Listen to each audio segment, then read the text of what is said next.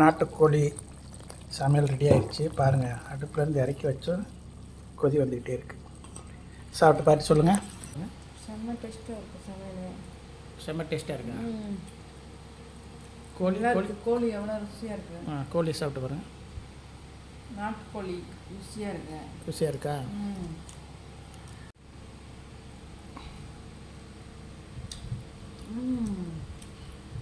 எப்படி இருக்குது நாட்டுக்கோழி? டேஸ்ட்டாக இருக்கு. டேஸ்ட்டாக இருக்கா?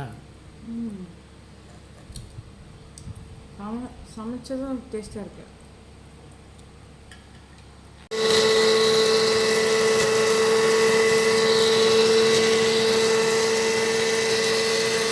இன்றைக்கி நம்ம நாட்டுக்கோழி சமையல் செய்ய போகிறோம். அதுக்கு தேவையான பொருள், கோழி நல்லா சுத்தம் பண்ணி வச்சுக்கிட்டாச்சு,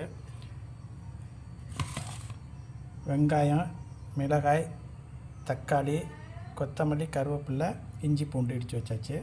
தாளிக்க தேவையான பொருள் மிளகாய்த்தூள், கரம் மசாலா, கோழி மசாலா. நம்ம தம்பிக்கு ஈரல் கொடுத்துருக்கோம். எண்ணெய் சூடாயிருச்சு, தாளிப்பை போட்டுக்குருவோம்.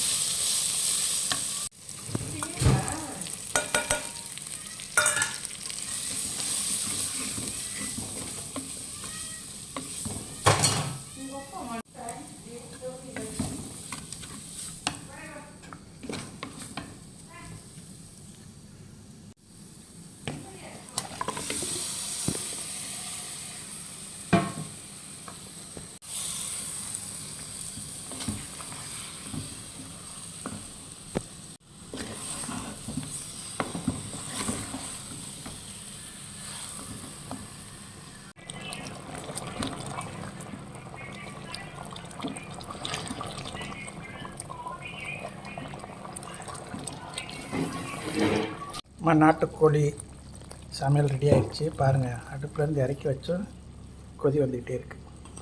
சாப்பிட்டு பார்த்து சொல்லுங்கள். கோழி சமையல் நல்ல வாசனையாக இருக்குது. சாப்பிட்டு பார்ப்போம் எப்படி டேஸ்ட்டாக இருக்கும்.